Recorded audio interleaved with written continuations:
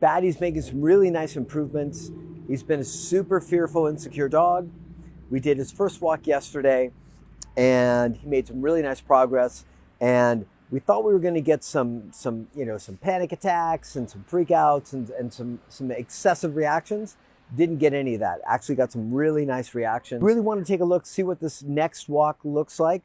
And as you know, the gig here is that these guys are here for multiple weeks. We don't need to turn a messy walk situation into an immaculate e-collar heel or an immaculate prong collar heel if you were doing that within 1 day, 2 days. It's an arc. We're working towards getting him into a great space. We've got plenty of time to do it.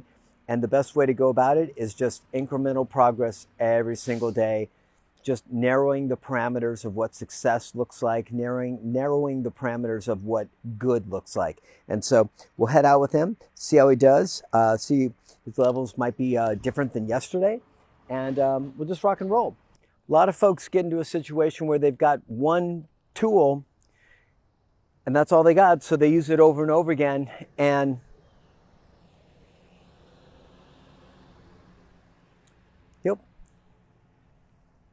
And if that tool isn't working like magic for you, you can end up in a very, very bad spot where if it's a leash and prong, you can find yourself where the prong is starting to amp up the dog and you've got no recourse or no other options. You got a leash and prong on the dog. What are you going to do if that's all you got? That's all you got. So if it starts to go sideways, then you don't have any options. I never want to be out on a walk with a dog and not have options. Same thing can happen with e-collar. E-collar is a great tool. Super fancy, super sophisticated, like one of the, or if not the most sophisticated tool that we have in dog training currently. Does it mean it's always the best tool? Nope. Does it mean it's always going to be the best for walk stuff? Nope. But most of the time it is. But if you lean on most of the time being your answer for everything, you're going to find yourself in trouble. So, once again, when I go out, I like to have all sorts of options at my disposal. So, I've got e-collar pressure. Come on, bud. Come on. I've got e-collar pressure. I've got prong collar pressure. I've got prong collar 180s. I've got e-collar 180s or tap and turns. I've got stop and sits or stop and pops, depending on what kind of language choices you prefer.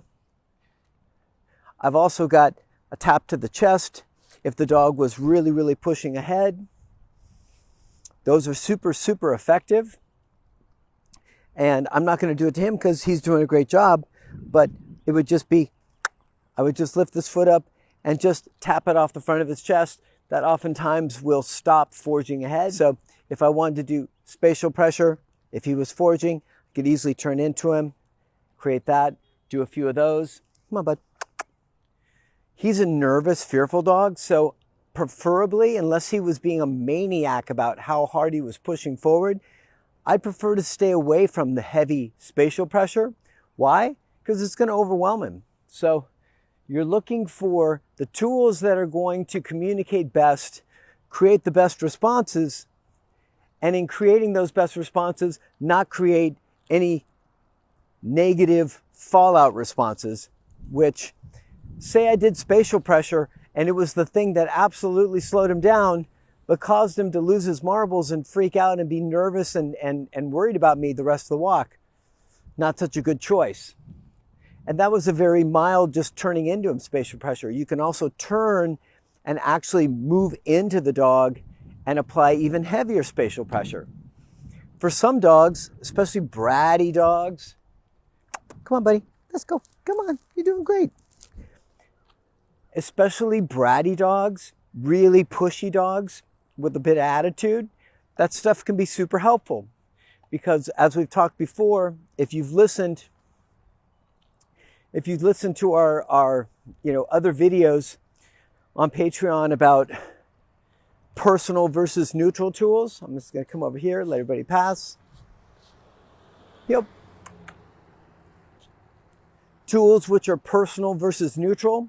have a very different impact on the dog, and tools which escalate versus de-escalate, meaning tools that have a physiological interpretation on the dog's body as being sharper. Now, I don't mean like literally sharper, like sharp prongs, but I mean that the sensation is sharper versus a dull pressure source. Those create different effects and different reactions on the dog. So knowing all sorts of different ways to go about addressing an issue and having a multitude of approaches and tools to be able to apply whenever you need them.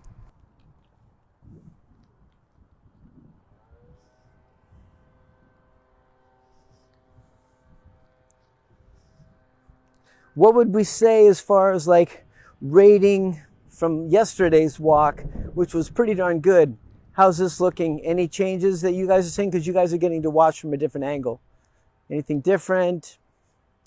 Let's see, you got work with him on different things, like the squirrel and the school bus. Yep. He howled well. Yep. He did. He took a correction break. Yeah.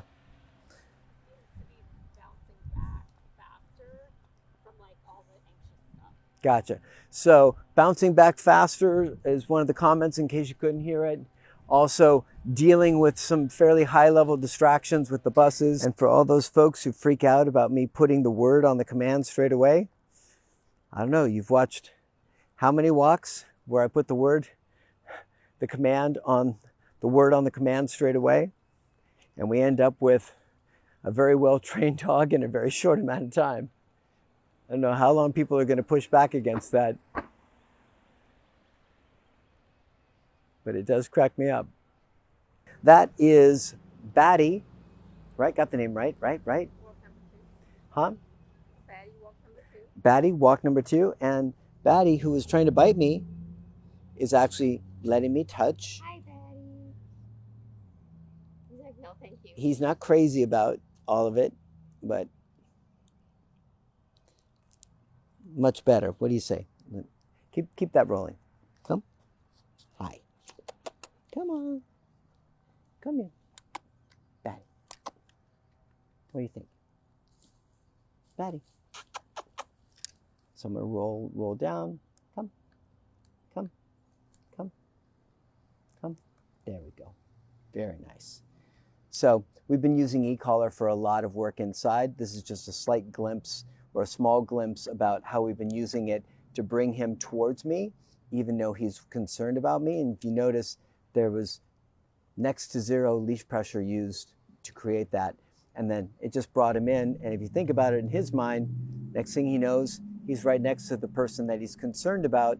And in his mind, he's done the work of bringing himself closer rather than me pulling him into me, which is going to create fight, flight, freeze, so on and so forth. Instead, we get a nice little easy kind of thing. He's not fixed. He's not magically in a better space, but man, he's making some nice progress. Nice work, bud. So that's it. Stay tuned. Let's go.